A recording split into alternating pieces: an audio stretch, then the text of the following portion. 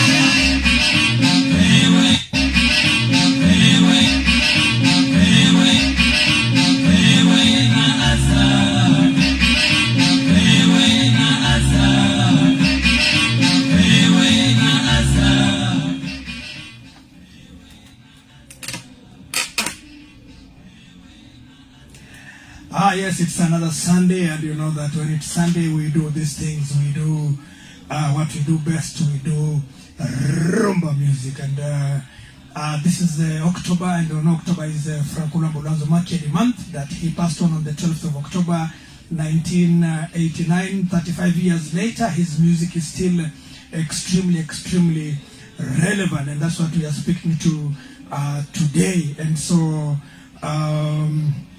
I'm happy that Papa Fredo Yoga is watching this show. Is my senior friend Sultan Sam. Asante sana for watching. So in today's show we are doing Franco Luambo Makiadi's music of the 70s, and of course you know that Franco Luambo Makiadi was, technically speaking, a one-man band. Well, apart from him having been in Loningisa studios as a session artist and having participated in Watam, generally the balance of Franco's life in music was spent in either OK Jazz or TP OK Jazz. So even at the point of his death in 1989, of course, save for the 1983-84 showbiz with the Table Rochero, where of course, again, I would like to say it happened in you know, pretty in the hands of both TPOK Jazz and Afriza International. But generally speaking, Franco Luambo Makiadi was a technically one-man band, kind of an artist. And so we are going to look at his music in the 70s.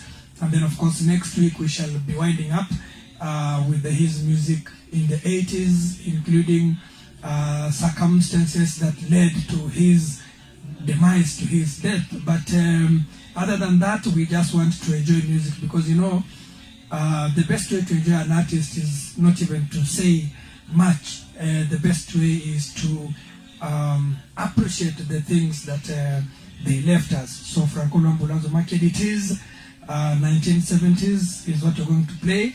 But in this song, it's actually a commercial song. He was praising Volkswagen vehicles. And so he says that Tokiko Loba, Tokiko Emba, Tokiko Somba, Vewe na Asda. And so Asda was a dealership, just like you have many dealerships dealing with vehicles. So Asda was a dealership that was dealing with vehicles, the Volkswagens. And that's why Franco is simply saying that Tokiko Loba, Tokiko Emba, Tokiko Somba, Vewe na Asda, that we can talk, we can sing, but we can also buy vehicles from Asda. So it was a dealership that was dealing with vehicles. And among those vehicles, of course, our Volkswagen, VW. He even goes ahead to tell you the different brands or the different models of Volkswagen that you can get. He mentions Combi, he mentions Ambulance, he mentions, of course, the Beetle and all those kinds of vehicles. And he says that you can find the vehicles in that place anytime. So I want to play you next song. This song is called Falaswa. Now you know that Franco was actually called Francois. This song is very interesting because the message in it is such that there is a man and a woman that were married, and sorry for that disruption. We are back now.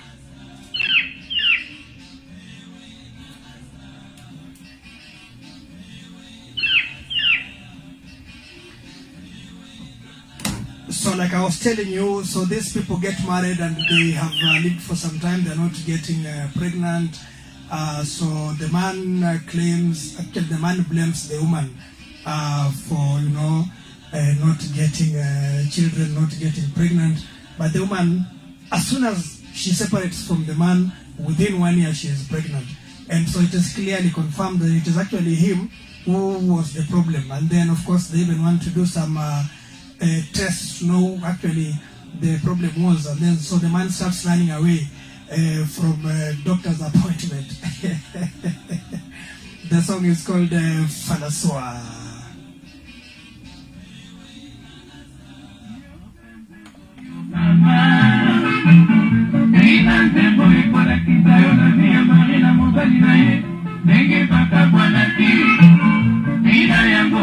Tembo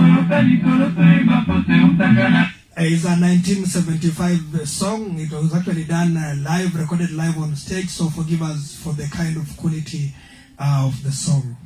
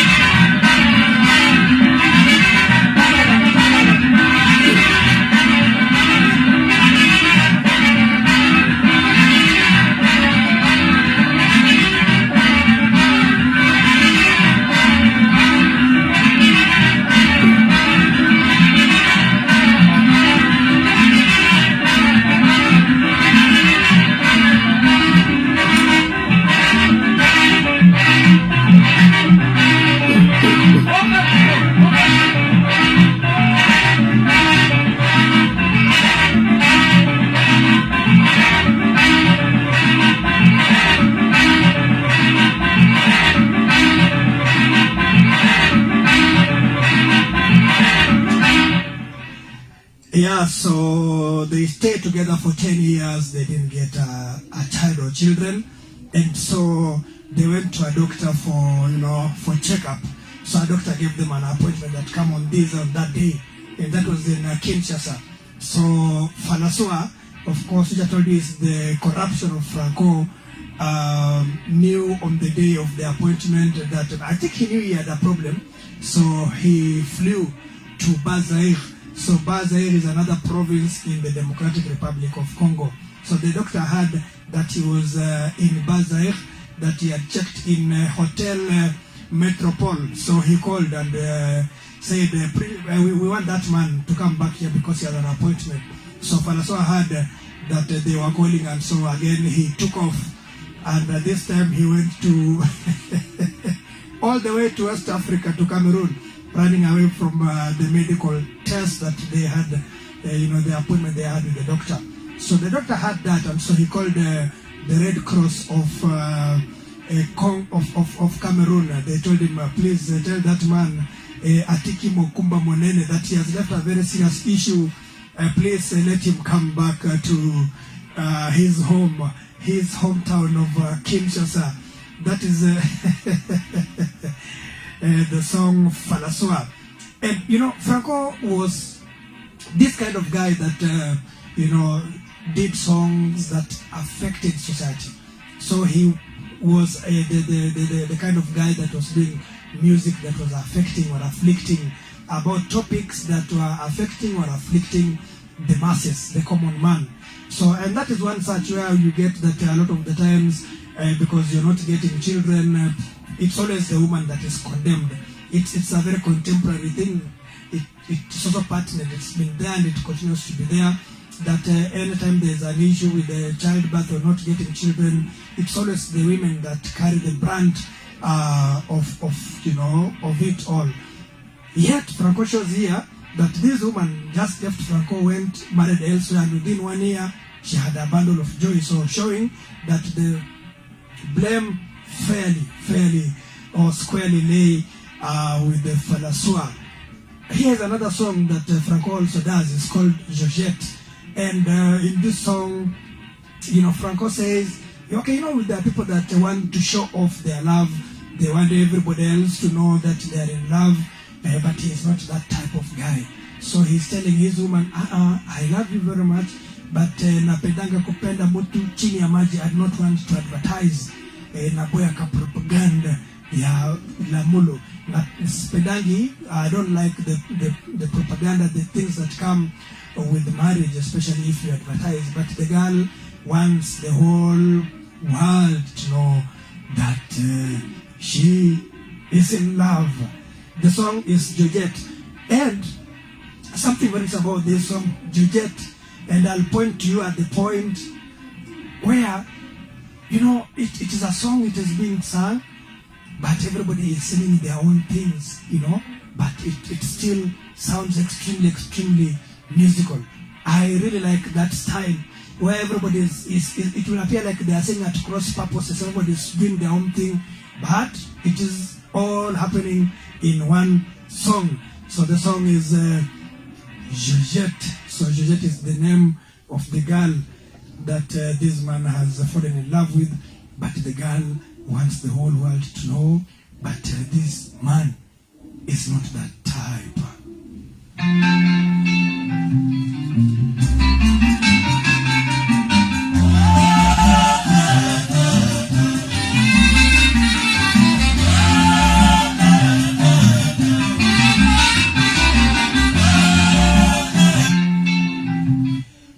Geet is in a 1971 Franco Luambo Makiadi composition done under TP OK Jazz. This time they have changed their name from OK Jazz to Le Tupisa OK Jazz, the all important, the almighty OK Jazz.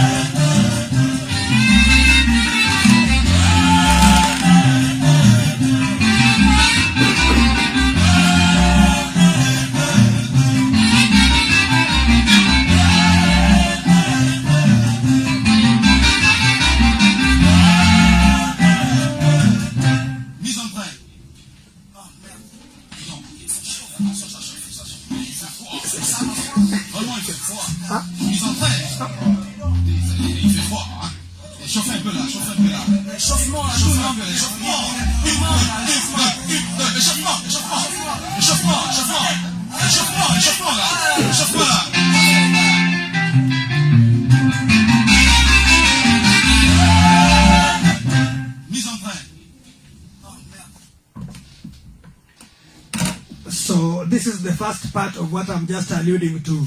And listen, everybody is saying their own things, but it is beautiful. It is musical, even as it is chaotic.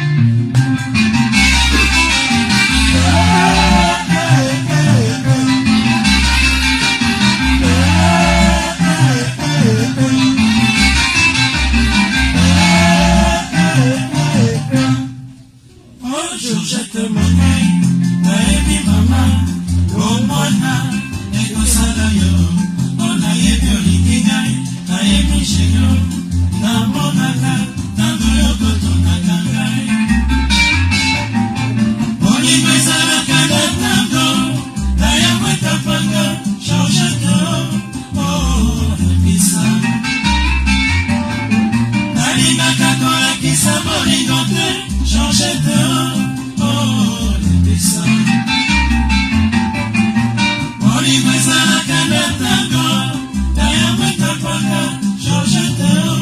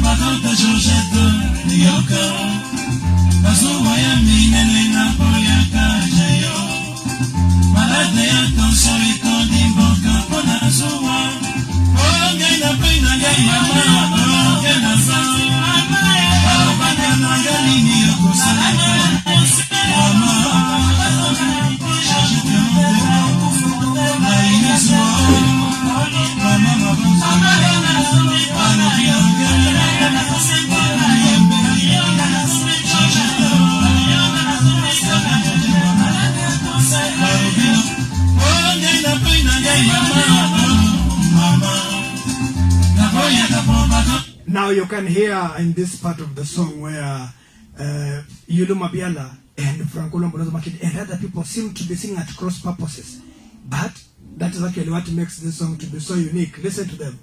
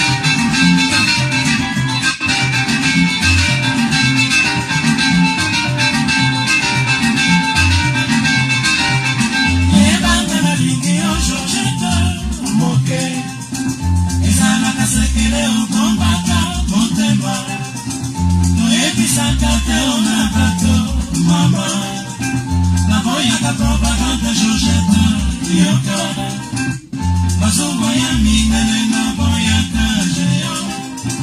Malade ya toso itandi boka pona suba. Orange na buina gajeje onge na sa. Alabina gawe kisuwa ya toso ayo. Nina jomane mama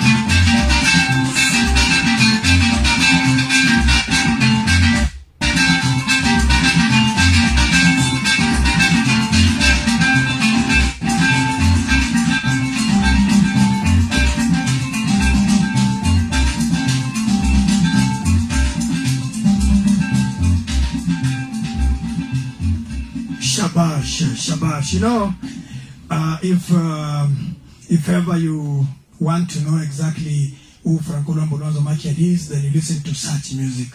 You know, the composition, the messaging that was so commonplace. He was talking to the people that did not go to school and also those that went to school. You know, if you draw a dichotomy, let's say between Franco Luambo Makiadi and let's say Grakale, because he was in the 70s, his contemporary, they were actually competitors. But if you also look at, let's say, Table Rochero, these guys were educated. They had gone to school, so they would actually do many of their songs in French. Their songs were considered high life. But Franco Luambo Makiadi picked a pathway. He went for the masses. He went for the commonplace topics. And to even make it better, he sang in what is called Lingala Facile, in very simple Lingala, the kind of Lingala that everybody else who speaks Lingala or has learned Lingala will have an idea of what he's saying. So that really propelled him, and it made him extremely popular with the masses. And Franco was not adept at trying out things, including, of course, starting wars with especially Table in terms of poaching of musicians. So there were plenty of crossings, crossing this way and crossing that way, between especially TPOK Jazz and Afriza that time, that had been the band of Table Rochero. But let's just say that in the 70s, in the early 70s, that is when Vicky Longomba left OK Jazz, and so it left Franco Luambo Makiadi to now be fully in charge of TPOK Jazz. He brought in, like I told you, players, people that would, of course, enhance his band. If you talk about Moses Sengo from Fan, for example, the one that sang the song Papa Lolo, he actually joined OK Jazz, TPOK Jazz, as a guitarist, and he had a very nice style of playing guitar. Actually, they were saying that a better K7 Yabayan K that he used to play the 7 that was appealing to the young people.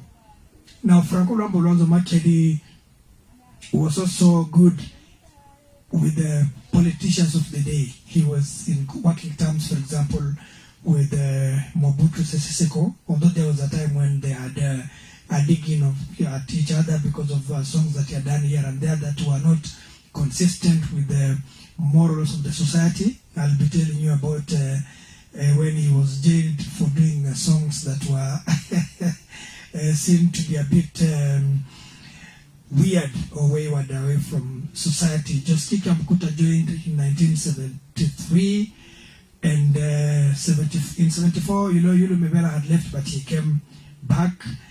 Sam Mangwana left. Sam Mangwana is called Le Peugeot Voyageur. He's been almost in every band, in every successful band. And so, and I like the working relation that Franco Makiadi had with Sam Mangwana. I think he opened the doors for Sam Mangwana to walk in and walk out, because there's a certain value, I think, that he attached to Sam Mangwana. One, because of his very good composition skills. Number two, because of his vocals. He's a very good singer. He's still alive. We thank God for it. And important also because of the number of languages that Sam Mangwana was able to speak. So he would really communicate. He would actually make up, like, this is my own argument, he would actually make up for what he might have missed in terms of having gone to school well. But of course, that's a story for another day. And I have said that I prefer to just play music, but there's nothing wrong if we remind one another who Franco Makiadi was. Now, in 1975, Franco came up with yet another song, another title, Bomba Bomba Mabe. Bomba is to hide. So Bomba means hide. So Bomba Bomba Mabe means hiding. Hiding is a bad thing. And in this song, who is the persona? The persona in the song is a woman, and this woman has been seeing a man, but this man is married, and of course he has another family, as it were. But the woman says that she has been hiding, She knows that the elder woman, the first wife, if you will, is aware that this guy has another woman, another family, if you will. So the younger wife, the newer wife, the second wife, says that she has tried all her level best, everything she could, to keep her relationship with the man under wraps. But the first wife remains restless. She keeps on following her husband to find out where has he gone, where has he parked the car, has he parked the car next to where that woman lives. Is that woman beautiful? How is she? Those of you that know her, have you ever seen her? Who is she? How does she look like? So now she says, okay, because I've tried to hide, but you will hear none of me keeping this under wraps, I want today to openly come to you and tell you that I am normally with your husband. Actually, I am in love with your husband. Bomba Bomba Mabe. Hiding is bad. I no longer want to keep this as a secret. I'm letting it go. Prince Dominic, thank you very much.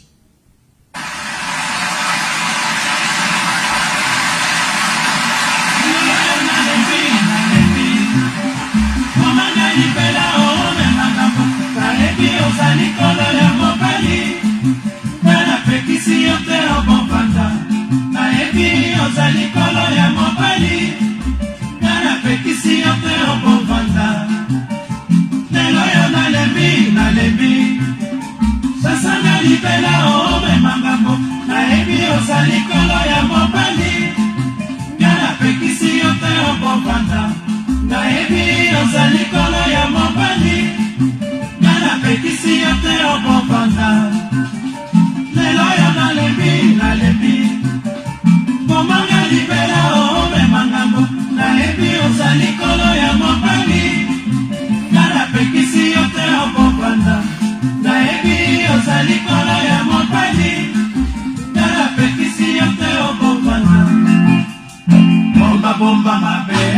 nazalaka na mobali na yo na bomba makao ondi makate lelo na limiliwa lelo na limiko sasa okuna na bato soki bayebi ngai okunaka soki nazali kitoko mama abotanga kitoko taka lulange na bomwana mama munwe bomba mabe nazalaka na mobali na yo na bomba makao ondi makate lelo na limiliwa lelo na limiko sasa yo moto yebi batoto ya mobali na bango ngayangana na sala nini bandetoi tongo wela nini kasuwa ya bosenti na mamunwe bomba mabe nazalaka na mobali na yo na bomba makao ondi makate lelo na limiliwa lelo na limiko sasa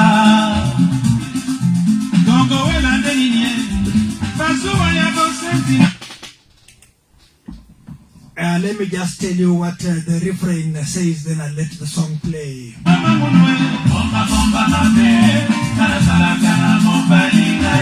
Bomba mabe, gai nazalaka na mobali na yo. Hiding is bad. Keeping it as a secret is bad. I am normally with your husband. Na bomba maka ondi makate. I have been hiding and keeping it under wraps, but you do not want to agree or you don't accept that. Today I'm prepared for death. Today I want to destroy. So Kosasa is to destroy, is to slaughter or to finish off or to spoil, if you will.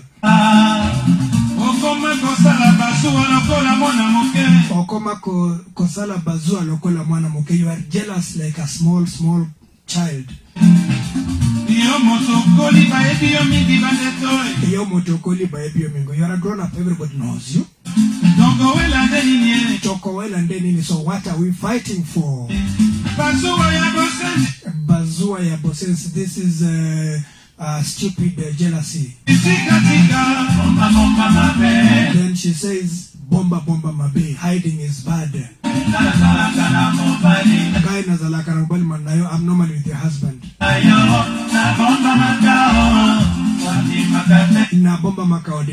been hiding, I've been keeping it low key, but you still do not want it that way.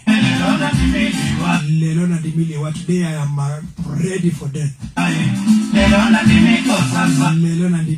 Today I want to destroy.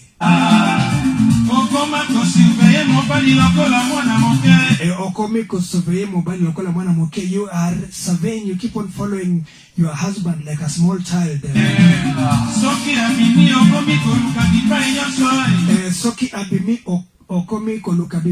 And if he goes out, you keep on following and knowing where is he. So you follow me all over the place.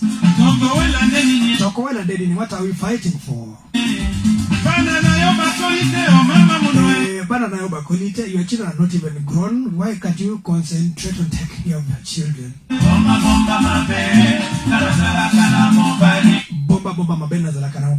Hiding is bad. I'm normally with your husband. So that is just part of the lyrics of the song Bomba Mabe, a 1975 composition of Franco Luambo Makiadi under the group TP OK Jazz.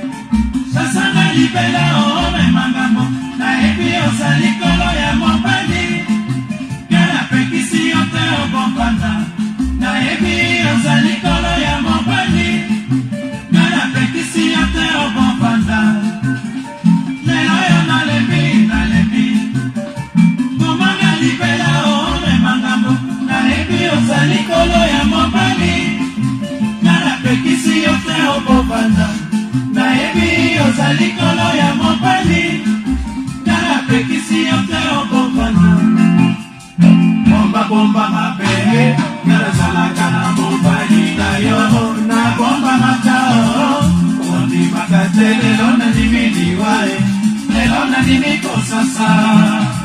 Otuna na bato, soki bayebi ngai, otunaka, soki nazali kitoko mama, mama abotanga kitoko, tata lulange na bomwana mama munwe. Bomba bomba mabe, nazalaka na mobali na yo, na bomba makao, ondi makatele lona nimili wae, lona nimiko sasa. Yo moto yebi batoto ya mobali na banka, ngayangana na sala nini bandekoi, dongo wela ndenye, basuwa ya bosenzi na mamunwe. Bomba bomba mabe, nazalaka na mobali na yo, na bomba makao, ondi makatele lona nimili wae, lona nimiko sasa. Okoma kosala basuwa lokola mwana moke, yo moto koli bayebi yo mingi bandekoi, dongo wela ndenye, basuwa ya bosenzi tika tika. Bomba bomba mabe, nazalaka na mobali na yo, na bomba makao, ondi makatele lona nimili wae, lona nimiko sasa. Okoma kosurveye mobali lokola mwana moke, soki abini okomi koluka bipai nyonso, dongo wela ndenye, bana na yo bakoli te o mama munwe. Bomba bomba mabe, nazalaka na mobali na bomba makao, ondi makatele lona nimili wae, lona nimiko sasa. Otuna na zando soki ngai nazali kitoko, otuna na bato soki bayebi ngai, dongo wela ndenye, basuwa ya bosenzi mama munwe. Bomba bomba mabe, nazalaka na mobali na yo, na bomba makao, ondi makatele lona nimili wae, lona nimiko sasa. Okoma kotuna bato epai nazalaka, natinjela yo mokanda na nimero na ngai, dongo wela ndenye, basuwa ya bosenzi mama munwe. Bomba bomba mabe, nazalaka na mobali na yo, na bomba makao, ondi makatele lona nimili wae, lona nimiko sasa. Otuna na Oscar soki ayebi ngai,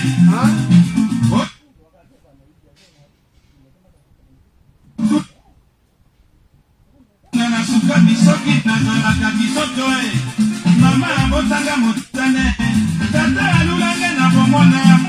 Bomba bomba mabe, nazalaka na mobali na yo, na bomba makao, ondi makatele lona nimili wae, lona nimiko sasa.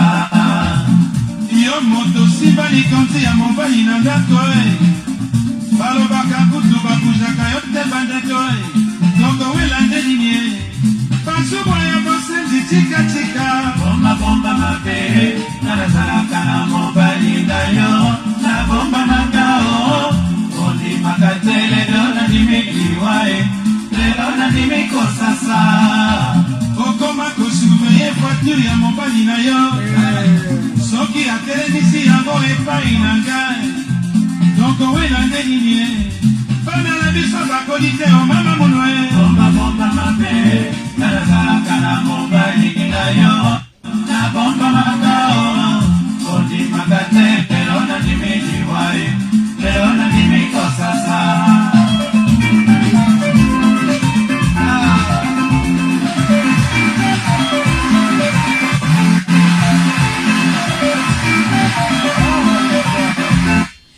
Now, during this segment part, I just want you to listen to how the song finishes. So 7 is that part of the song where singing is done, and now the next verse is just instrumental is being given prominence. So the guitar guy, the wind fellas, everybody, the drums, everybody comes to the fore. So this 7 for this song is one of those beautiful, beautiful, beautiful pieces of art you'll ever hear. Ted, Olobi tuzalie longo. You say we are together. Asante sana. Andungu karibu sana kwenye show. It is the Franco Luambo Makiadi and the 70s.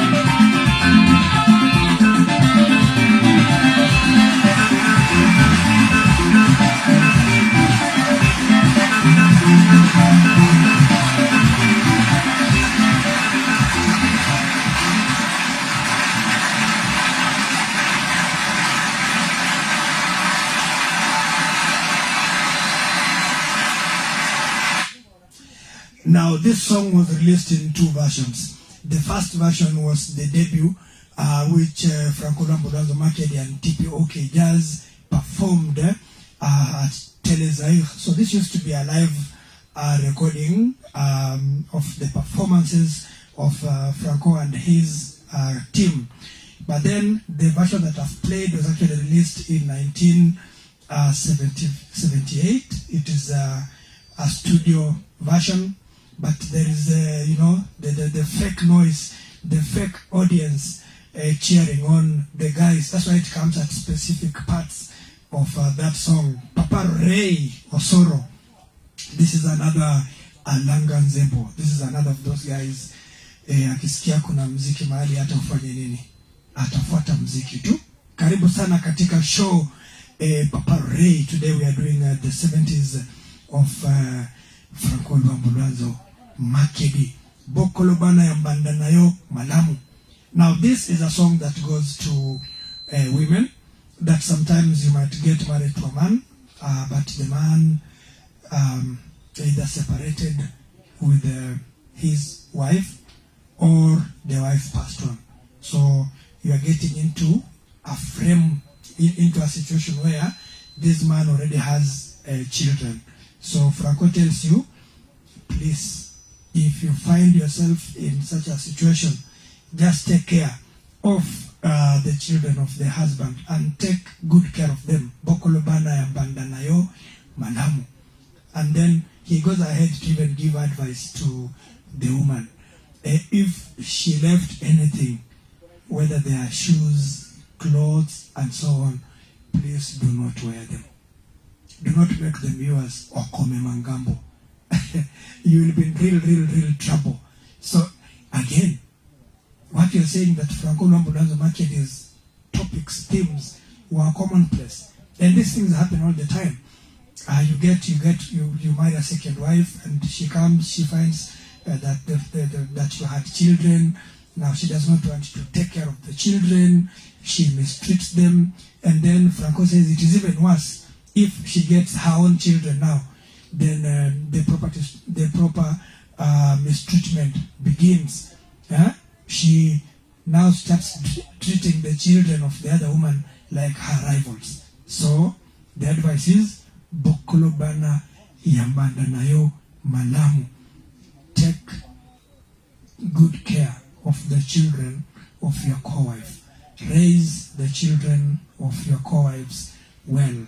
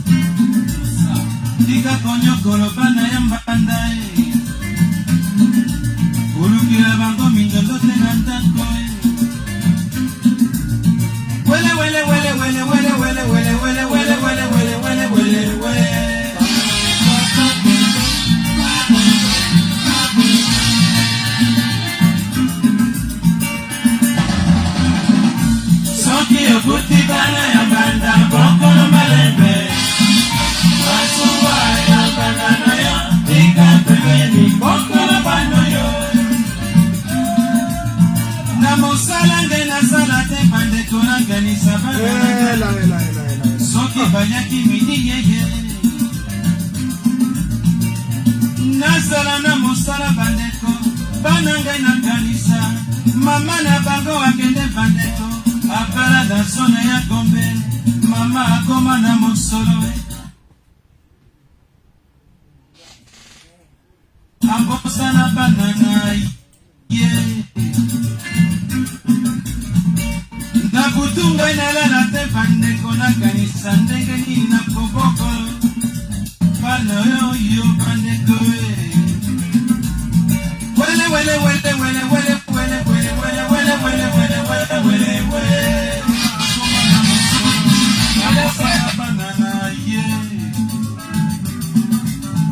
Nabutunga inalala te bandeko na kanisa ndenge nini na koboko bana yo bandeko wele wele wele wele wele wele wele wele wele wele wele wele wele wele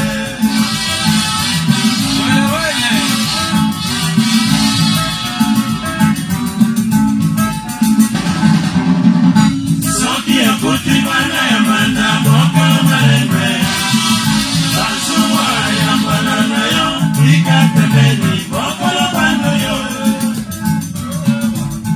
mbanda kende atikela yo komengo na dato e mama mbanda kende atikaka mapapa olati ofimbi makoro ebimisi otetanoso eluki makambo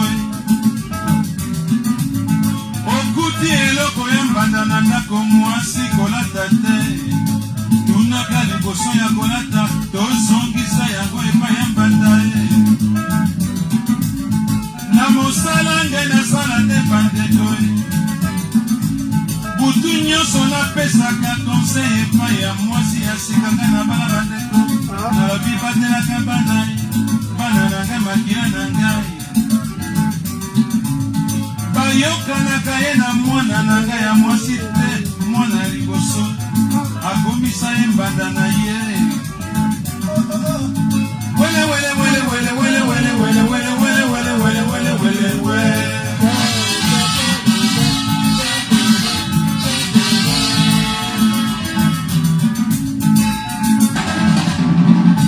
soki okuti bana ya mbanda mokolo malembe basuwa ya mbanda na yo ikapembeni mokolo bano yo eloko nini ngai nakoki koloba mabalo yo batikaka bana surtout soki mama na bango akufi bandeko tata akobala mwasi mosusu mwasi oyo babali sika akoya na mentalite na ye bandeko akoyi bana ya mobali akomi konyokolo bango abingai mama na bino te soki bolingi bolanda ye nzoka mama akufa bandeko akotangela bango ye butu moye ye ye ye ye ye ye ye ye wele wele wele wele wele wele wele wele wele wele wele wele wele wele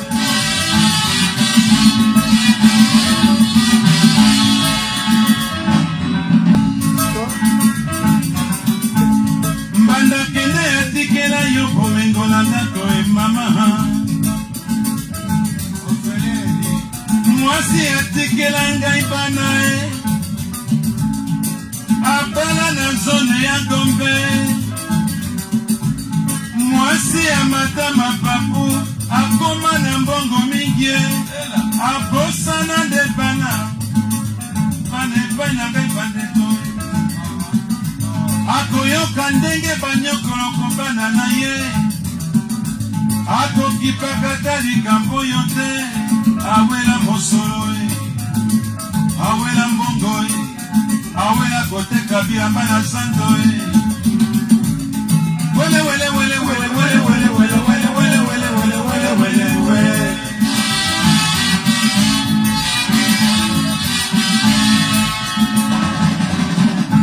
soki okuti bana ya mbanda bokalo malembe basuwa ya mbanda na yo ike pembeni bokolo bana yo mbanda kende atikela yo komengo na ndako e mama Mwasinga na balabandeko atikelanga pana mine ya liboso kombo na ye Sylvie ya mibale kombo na ye Mimi Bandeko ya misato kombo na ye Fifi Bandeko ya mine kombo na ye Aluka Makambo libala ekufaka tango tobotaki mwana oyo mwasi alingaka koya kotala bana te atikela ngai mokumba monene ngai moko na bana mwasi ngai na balisika nakopesa conseil bandeko butu nyonso ngai nalala nafinika bolangiki ye nabandi kolela na se ya bolangiki ye ndenge nini ngai nakoko koloba noyo ngai moko mwasi ya sika poi bana oyo sutu lokola na poti na ye mwana na ye bandeko apoi kosentir bana na ngai motama pepoye wele wele wele wele wele wele wele wele wele wele wele wele wele wele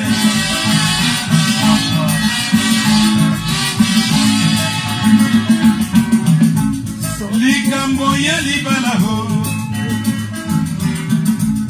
soki oboti bana bokola bango na mwasi obala bandeko tika koluka mindondo eutaka na biso mibali okobala mwasi na bopopre nyonso soki olelo ozi mosolo olotonyokolo mosolo na mwasi ya sika okoseki mama na bana okomi koluka mindondo biso mibali tomema ngambo miso na miso tokokutanaka na pasi mosusu na balabala ekolukela biso ngambo wele wele wele wele wele wele wele wele wele wele wele wele wele wele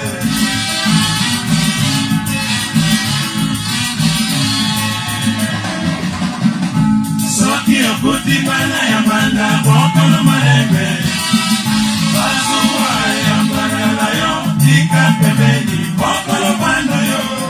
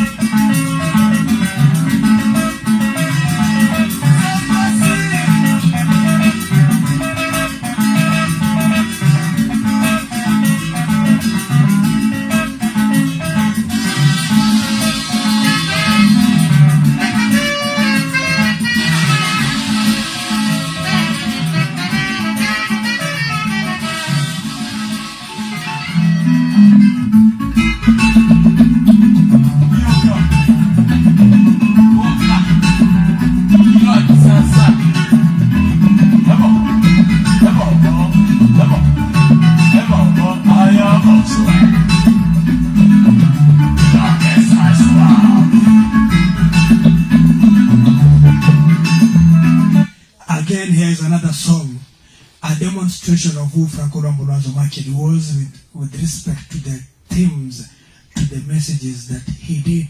The song that I'm playing now is called Nakoma Banda na Mama ya Mobali Nanga. Nakoma Banda na Mama ya Mobali Nanga. That I have become a co-wife to my mother-in-law. I have become a co-wife to the mother, to my husband. That everything that I do, she also wants to do. You know? If I apply powder, she also wants to apply powder. If I buy a particular dress, she also wants to go and buy. If I buy a particular makeup, she also wants to apply, to buy and apply, you know. Everything that I do. But I also have a problem with my brothers-in-law. You know, revolution sent us to Europe and then we came back. My husband got nominated for a job. So they have all left the village, his relatives. They have all come to my house in Nairobi, or let me say in the capital city for that matter. And whatever I do, whatever I cook, they'll not agree. They'll finish 10 pots of food, but they still take me to be their enemy. It is even an issue if ever they ask for money from their husband, from my husband who is their brother.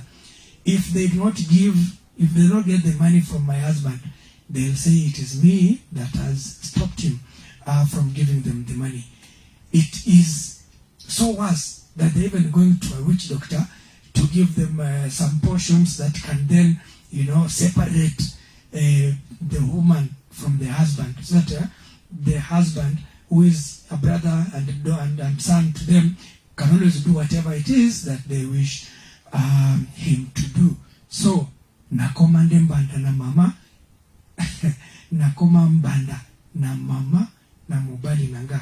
Have become a co-wife to my mother-in-law.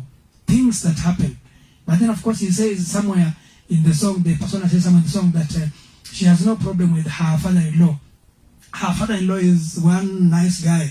He even says, Libala ya bato bakota kate, that you cannot enter into relationship issues with the other people. You let them live, you let them be.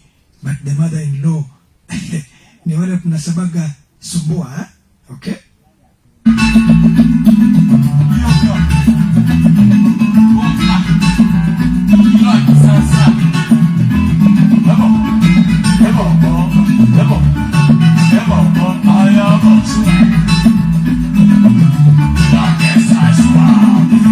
Again, it's a 1975 composition. I think the 70s really, you know, marked out Franco Makiadi. They were preparing him for greatness. Actually, I should say that in 70s, Franco was at the peak. Well, of course, we'll next week talk about the 80s. But for me, the 70s represent that period of time where we got to feel who the real Franco Makiadi was.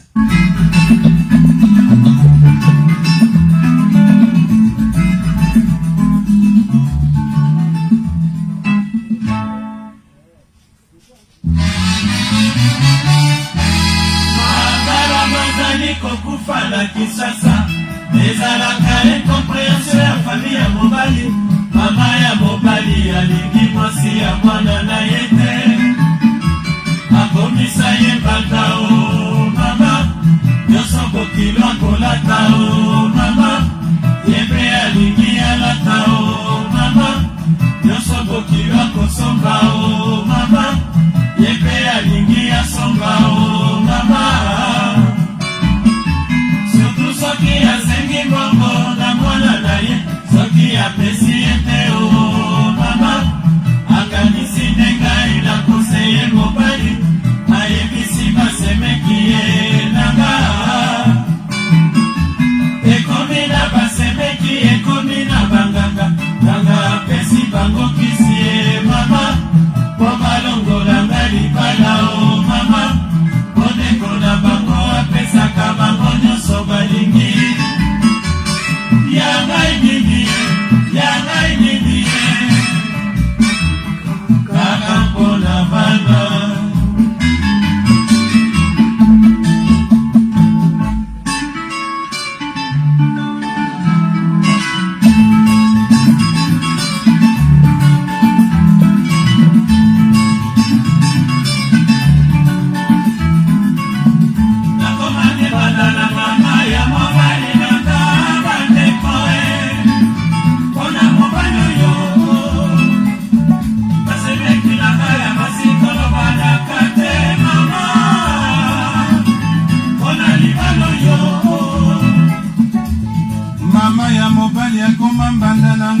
ye batina te libala na yaki dongo bandeko onga libalo yo nakomane banana mama ya mobali na bandeko ona mobalo yo baseneki na maya basitala banakate mama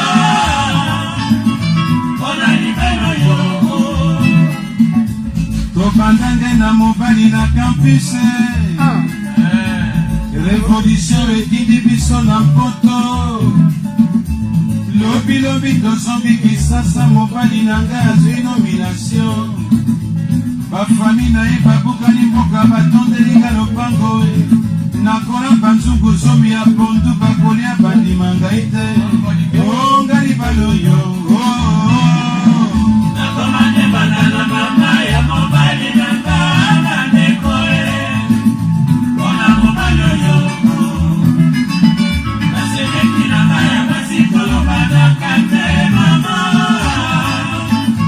ona libalo yo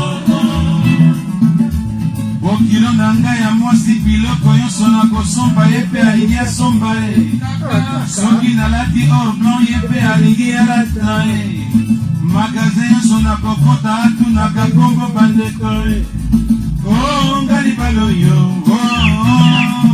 nakomane banana mama ya mobali na ngai bandeko ona mobali yo nasemeki na ngai ya basikolo banakate mama ona libalo yo basemeki na ngai ya basi batomboka bakangela ngai elongi ye bayaki kosenga mbongo epai ya ndeko na bango ntango apimeli bango ngai namemi ngambo balobi ngai napekisi ndeko na bango apesa bango mbongo te onga libalo yo nakomane banana mama ya mobali na ngai bandeko mpona mobali yo basemeki na ngai ya basikolo banakate mama mpona libalo yo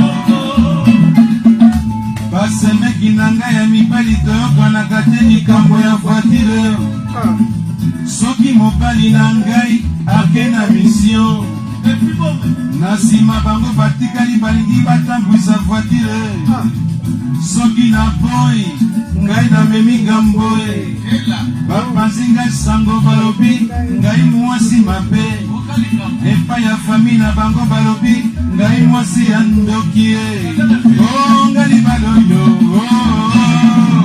nakomane banana mama ya mobali na ngai bandeko ona mobali yo nasemeki na ngai ya basikolo banakate mama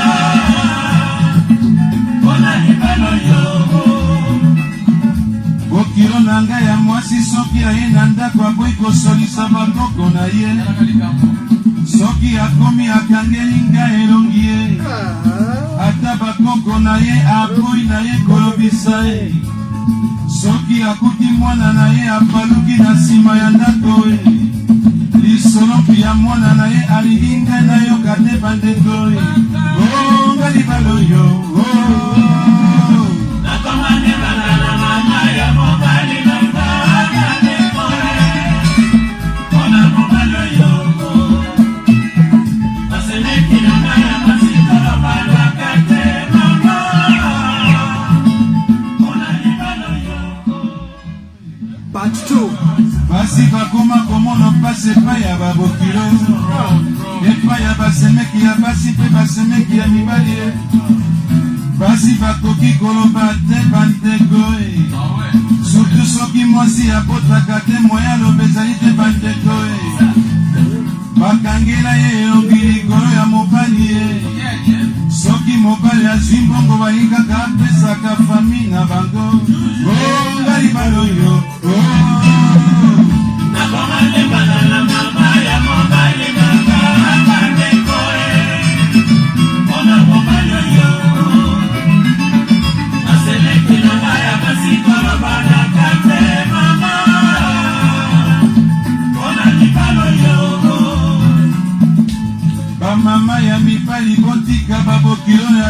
basi nye bandeko conseil na kompese alipola bino nyonso soki tango mwana na yo alingi mwana ya bato libala yo kokende kopesa tolimpo alinga mwana na yo soki akomi na ndako komi kolukela ye ngambo oli olinga mwasi liboso komi kolinga mwasi ya mibale bandeko okomi kaka kolia epai ya mwasi ya mibale bandeko olobi mwasi ya liboso atonda ndoki ye ndoki yango toluka biso tomona te nga libala oyo nakomane bala na mama ya mobali na mama ndeko mpona mobali oyo basemeki na ngai ya basikolo balaka te mama mpona libala oyo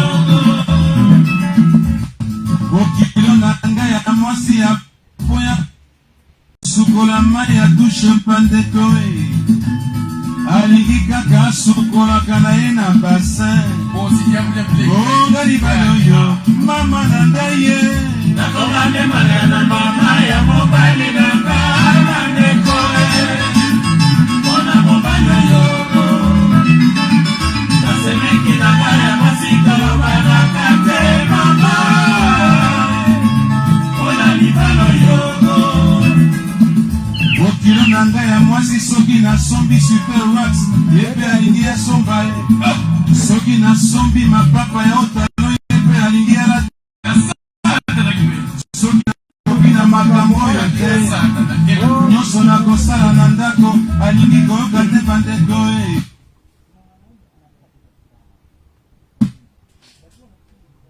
konga libala oyo mama na ngai ye nakomandemana na mama ya mobali na ngana ndeko mpona mobali oyo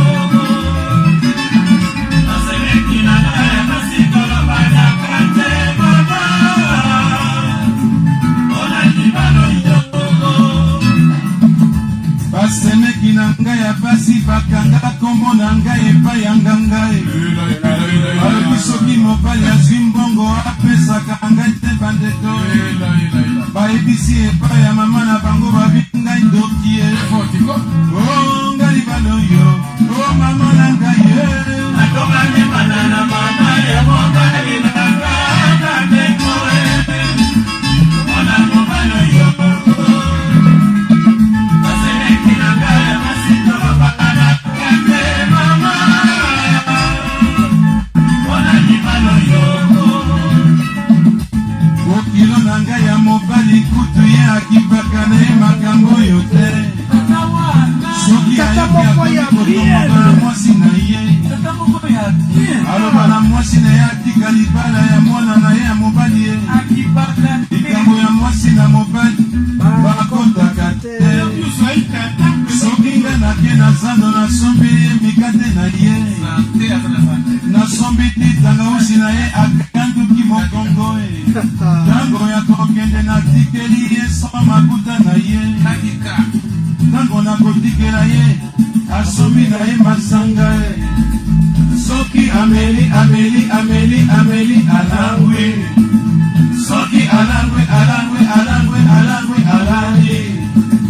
soki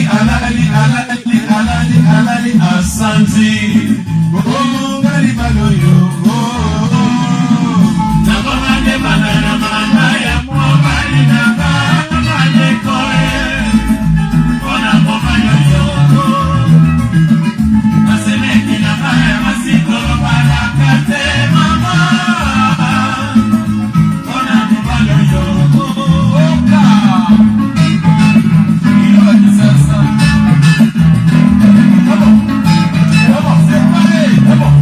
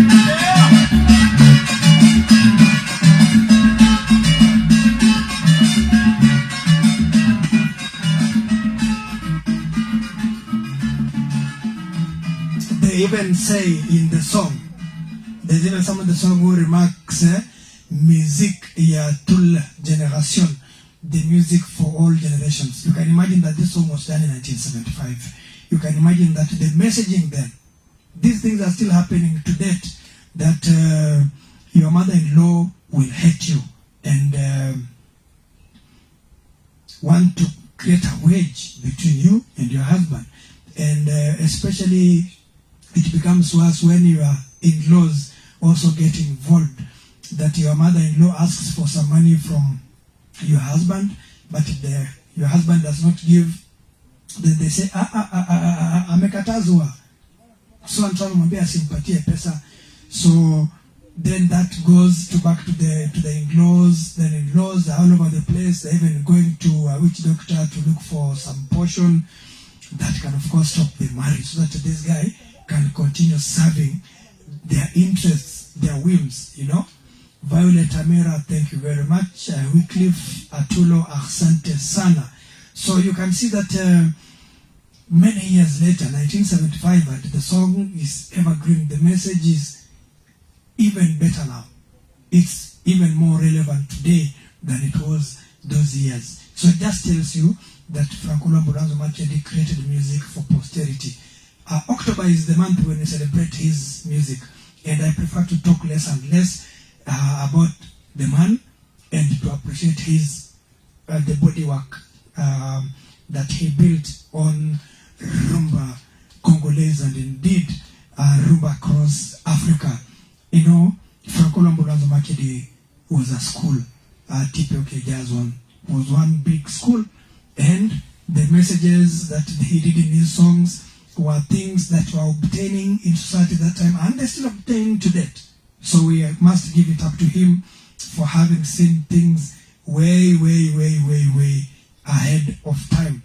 Take the example of this other song that I'm playing to you. It's called Kamarade Nini Ako Bomba Ngai Sango. Kamarade Nini Ako Bomba Ngai Sango. Who is this friend of mine that is hiding information from me? You know, we talk about friends that they might know a secret about you, or you share with them a secret, but then they go and tell somebody else, and so on. And so he has told so many people about these things, but now when he's called to come and verify the things that he has said, then Akomi Naeko Wangana, he refuses that he did not say such a thing. Kamarade Nini Kamarade Nini Abomba Ngai Sango.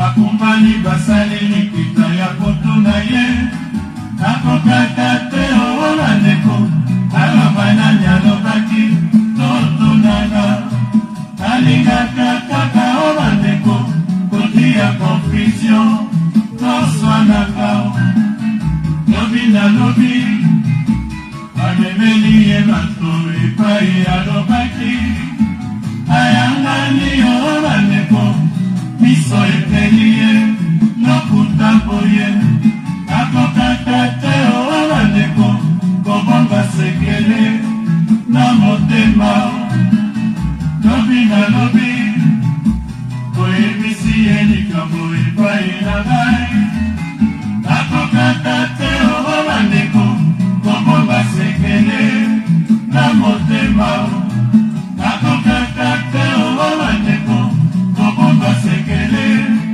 na ebisiyo lobi na lobi bakumbani basali nikita ya kotuna ye akokata te oba neko alobana nyalobaki totunana alingaka kaka oba neko kotia confusion toswana kao lobi na lobi Anemeli e bato e vai alobaki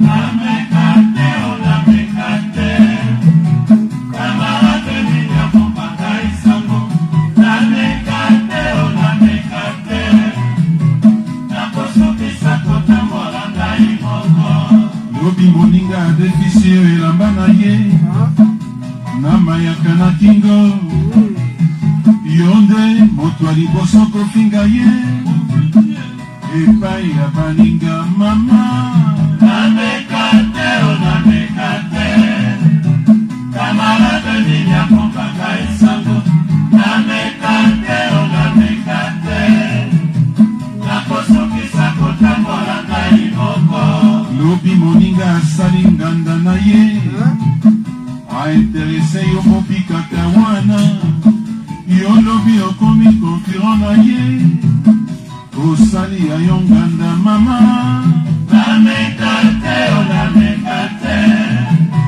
camarade niya bomba kaisango namekate o namekate nakosukisa kotambola ngai moko lisolo tosololaki biso na yo tolobaki esuka na biso mibale boni lelo otingai en confusion lisolo elubiso na banganda kinsasa namekate o namekate camarade niya bomba kaisango namekate o namekate nakosukisa kotambola ngai moko samedi obimaki yo na moninga na yo apresentaki yo na mobali na ye yo lobi obaluki na yo bakuti yo na biro ya mobali ya moninga namekate o namekate camarade niya bomba kaisango namekate o namekate nakosukisa kotambola ngai moko likambo nini yokobelela kisasa mobimba topekisaki yo na baninga basusi bakosambisaka bato mibale ekosukaka moko alonga mama namekate o namekate camarade niya bomba kaisango namekate o namekate nakosukisa kotambola ngai moko likambo nini yokobete tangwa topekisaki yo na bakamarade yeba nzeto yo bakompetelaka mbwa ekosuka mokolo mosusu babeta yango moto namekate o namekate camarade niya bomba kaisango namekate o namekate nakosukisa kotambola ngai moko camarade lisolo bakoko bapekisa yo mpe matoi mangbongi oyokaka te masako ya bagutu esukaka na malako elako ya suka tika bakamarade namekate o namekate camarade niya bomba kaisango namekate o namekate nakosukisa kotambola ngai moko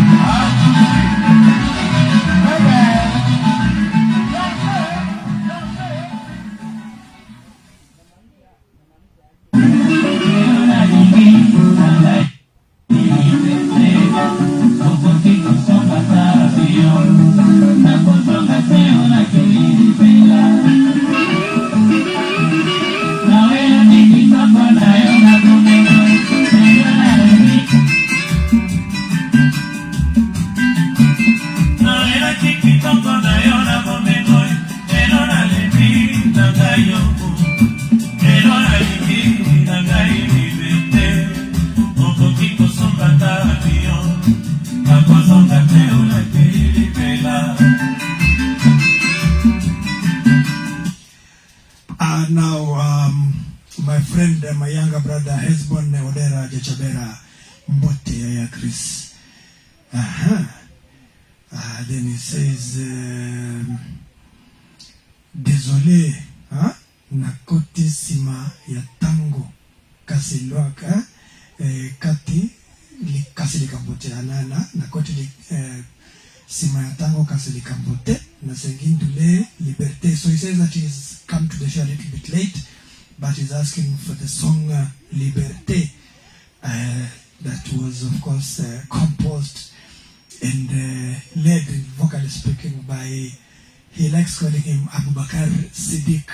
You know, Franco Lambulan's back at one time converted from Christianity to Islam. So when he became a Muslim, he called himself Abubakar Siddiq. But the song that he's requested again is a song that found favor with women. The song is called Liberté. Liberté just means freedom. And it is a song, the persona in the song is a woman that has suffered because a man felt that he has money and wherewithal. And so he was controlling her, you know, mistreating her, if you will, took away her bank book, took away her passport and things like those that she had emaciated and, you know, was generally not very happy. But now, when she broke away from that relationship, the first thing that she did was to rent her own house. Now she's able to pay her own house. She is in charge of her own programs. She pays her taxes, her rates, you know, everything. But then she asked the man, what's the problem with you? Why are you still following me? You know, we parted ways. So why can't you give me peace to live my life? Liberté.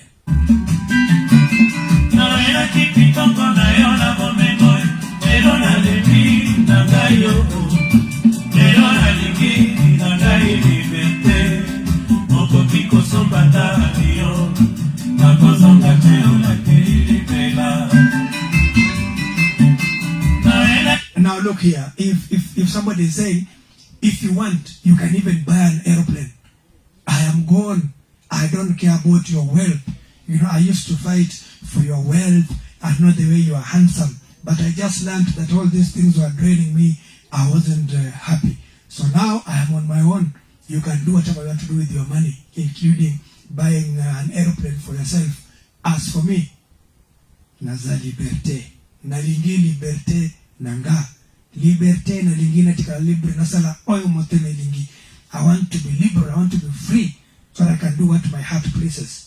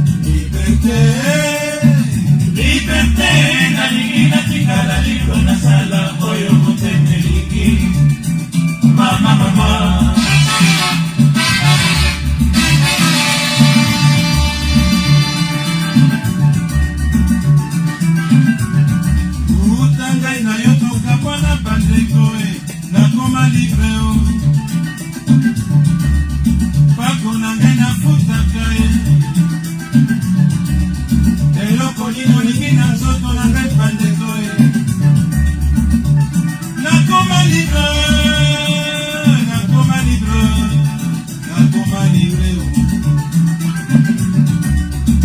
utangai na yo tokabwana bandeko nakoma libre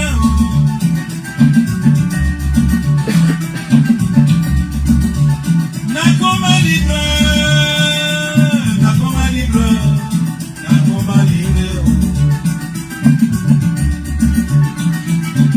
liberté liberté nalingi natikala libre nasala oyo motemelingi mama mama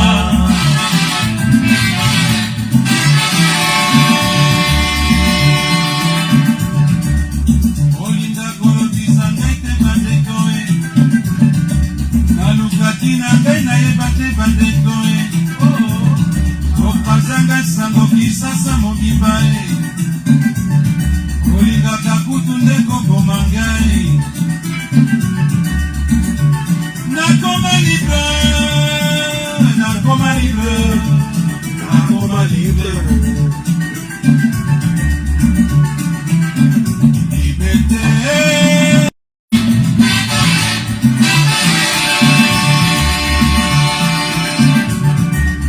bakona nde nafutaka eloko nini olingi na nzoto na ngai bandeko epai nini ngai nakende te bandeko nakoma libre nakoma libre nakoma libre liberté liberté nalingi natikala libre nasala oyo motemelingi mama mama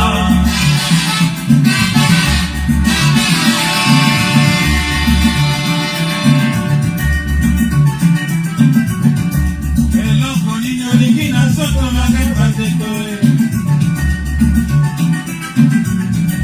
uta ngai na yo tokabwana bandeko nakoma libre uta ngai na yo tokabwana bandeko linga kolokisa ngai te bandeko uta ngai na yo tokabwana bandeko na zuwa ya ngai nzoto uta ngai na yo tokabwana bandeko nakondaka na ngai lisusu te bandeko nakoma libre nakoma libre nakoma libre uta ngai na yo toswana bandeko kakela ngai elongi uta ngai na yo tokabwana bandeko botolo ngai pasepore nakoma libre nakoma libre nakoma libre liberté liberté nalingi natikala libre nasala oyo motemelingi mama mama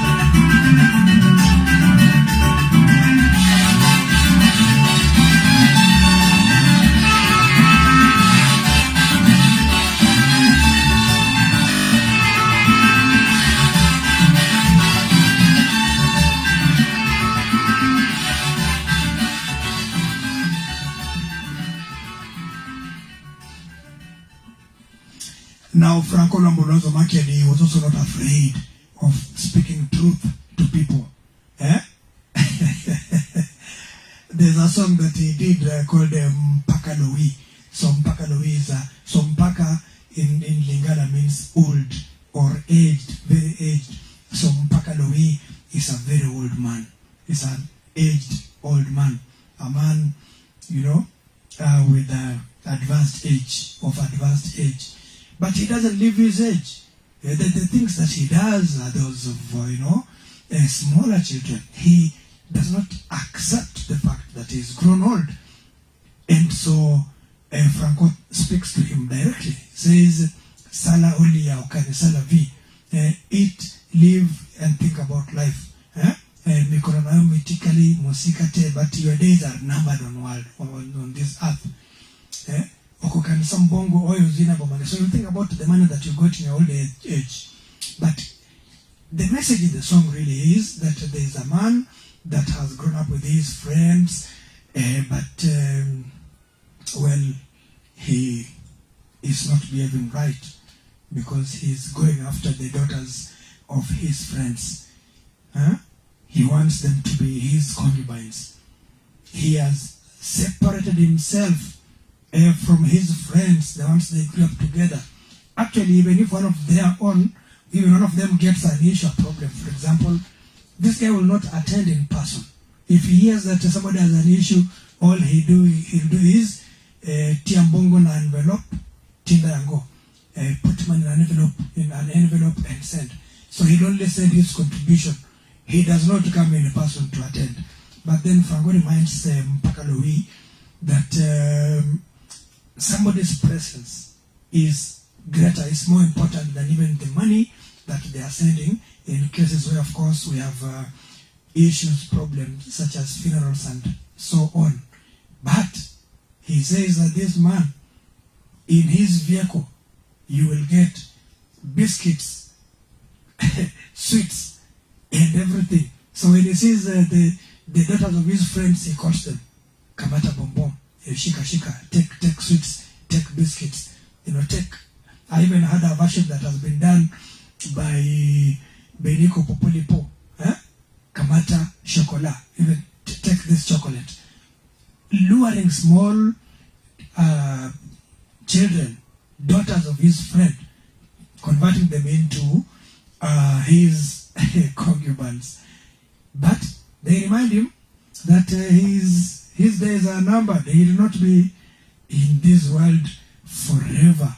Mpaka Lowi, the song composed again by Franco Makiadi, there is 1976.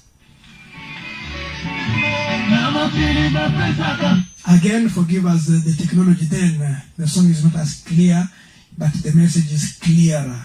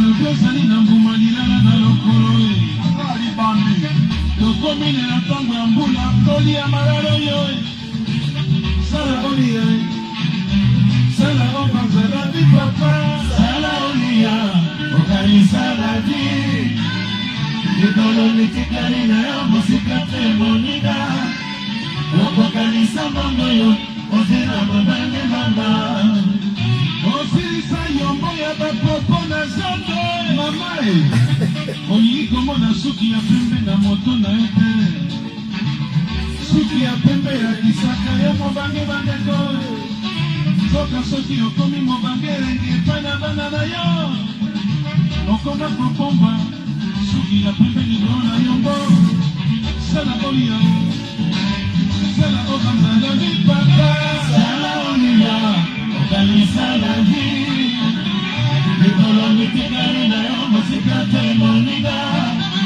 okokanisa mbongo yo ozela mobange mama sala olia sala okanisa la vie sala olia sala okanisa la vie papa sala olia okanisa la vie likolo mitikali na yo mosika te moninga okokanisa mbongo yo ozela mobange mama baninga bokola otika bango distance okoma kokanela bana baninga bokola yo tata na papi likambo nini okosala boye otondisa babombo na kati ya voiture olinga mwana moninga leka na miso na yo te mwana moninga leka kamata bombo mwana moninga leka kamata biscuit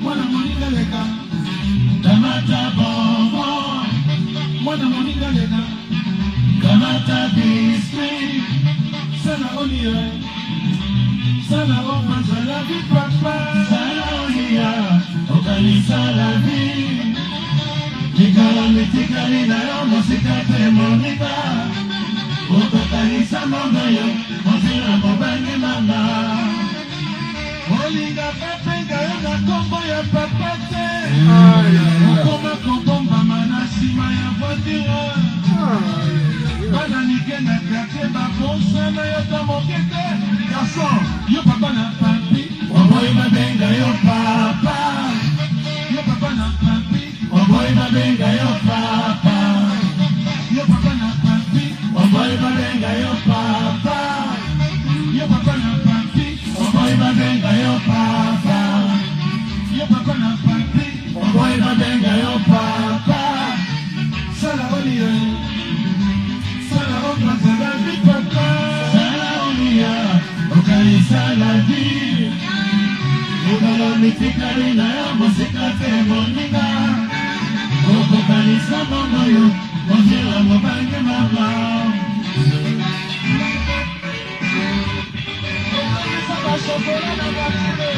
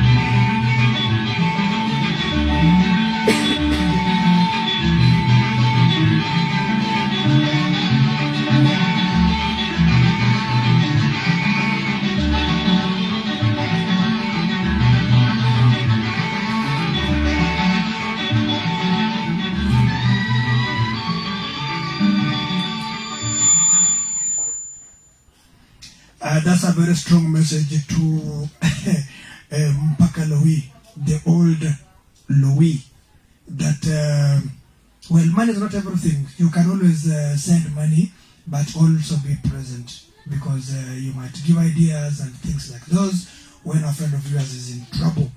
Now, this is not to say that the 70s were all smooth sailing for Franco Makiadi, no. Franco also experienced challenges in the 70s. For example, around 1970-71, there, I'm not sure about the exact year, but he lost his brother, his younger brother, Bafo Marie, who was with the orchestra, Negro 6. Now, this really disoriented Franco Makiadi. He got disoriented, and for a while, because he was so grief-stricken, he did not, perform. He did not do music for a while. Never mind the fact that there was also a lot of things that were associated with his brother's death. Of course, he died from a car crash. He had an accident, then he died on the spot. But many things were said about his death and whether or not Franco Makiadi participated in the same. But of course, that's a story for another day. We just want to say that this really gave Franco such a low moment, when he made a comeback. Of course, he did a song called Kinzonzi Kitatambemba, 1972. I'll be playing you that song. But again, in the 70s, it also coincided with Mobutu now getting proper grip of power in his country. He had what he called l'authenticité, where people were dropping names that were foreign and adopting local names, including changing the name of our country from Congo Kinshasa to Zaire. They even changed the national anthem of the song.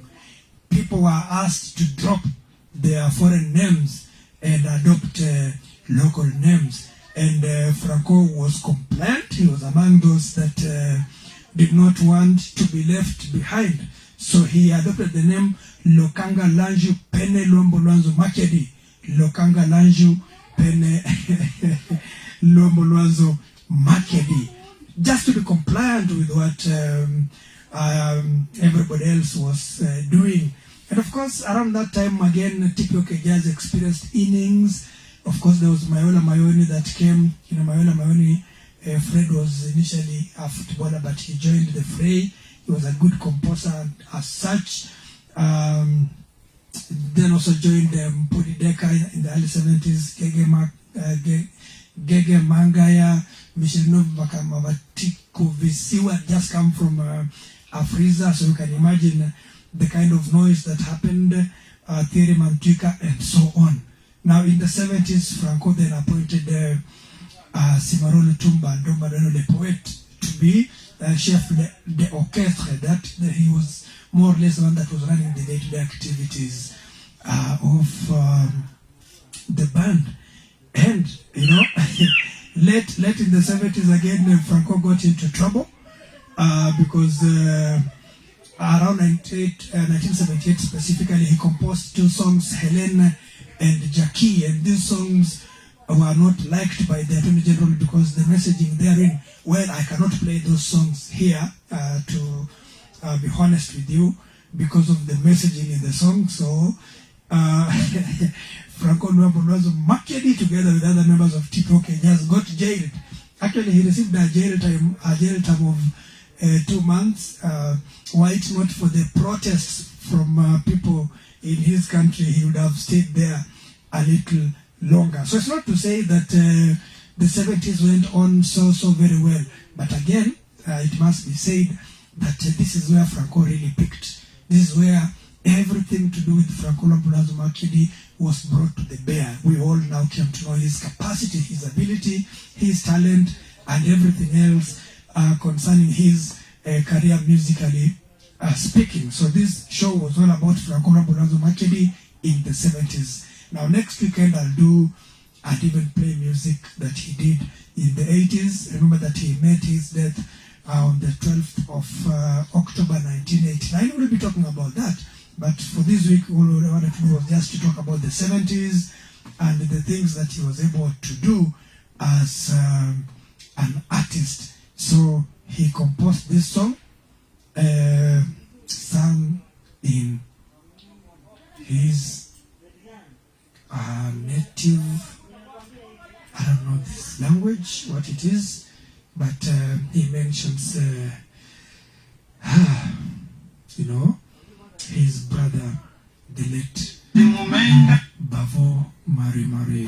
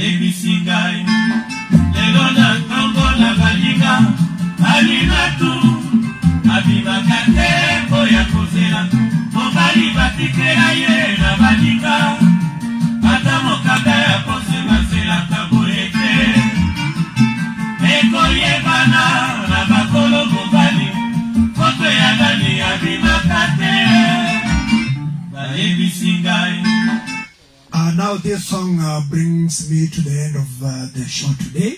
The song is Alimatu, and I like the very strong presence of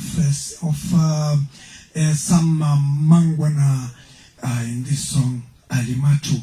See you next week, God willing, when we shall do Franco in the 80s. Alimatu,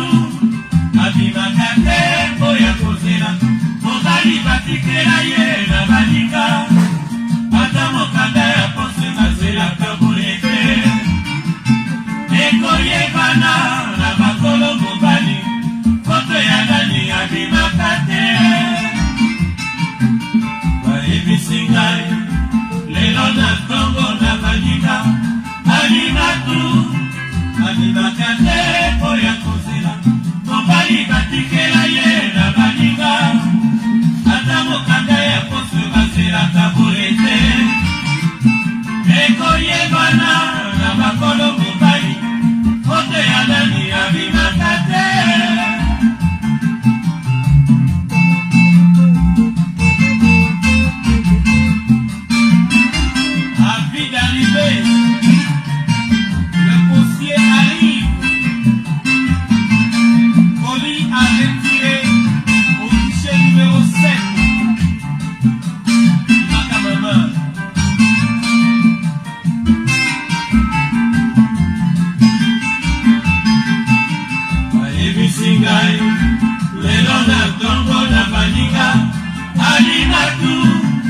Abibakate oya kozela mobali batikela ye na baninga ata mokanda ya poso bazelaka boye te ekoyebana na makolo mobali kote ya nani abibakate bimaka okopesa nzoto lisumba bandeko akozonga teo na nsima okoyebana akozelaka moto soki akolingaka yo na motema na ye me namoni alingi yo te bimaka okopesa nzoto lisumba bandeko akozonga te na nsima okoyebana ni alingi moto soki ye akopakolaka yo mafuta oyi. And there's a song, there's a rendition of this song that has been done by Popolipo. He sounds very close to Franco Luambo Makiadi. Na bamongo tindaka presence motere kimbongo bimaka moko pesa nzoto lisuma bandeko akozonga teo na nsima okoyebana ni alingi moto soki ye akokendeke epai ya bambanda na yo koyebisa maso malekaka na yo bimaka okopesa nzoto lisumba bandeko akozonga teo na nsima okoyebana ni alingi moto soki ye akolingaka moto soki akolingaka yo na motema na ye me namoni alingi yo teo bimaka okopesa nzoto lisumba bandeko akozonga teo na nsima okoyebana ni alingi moto soki ye bakolingaka moto soki akokanisaka yo epai asakanaka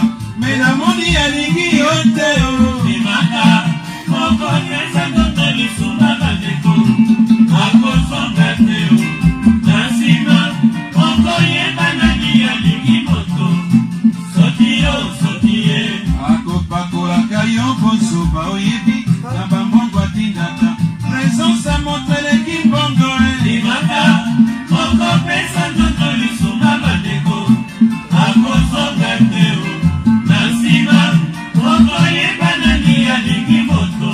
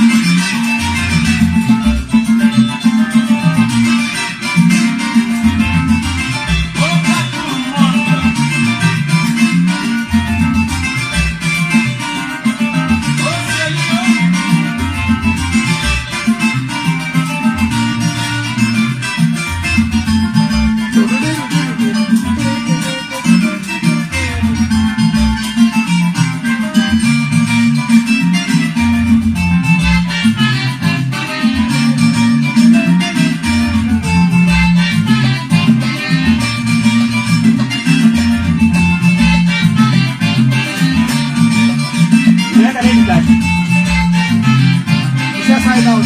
Oh. So, nasomea hapa ama nasomea hapa? Nishamaliza. Oh.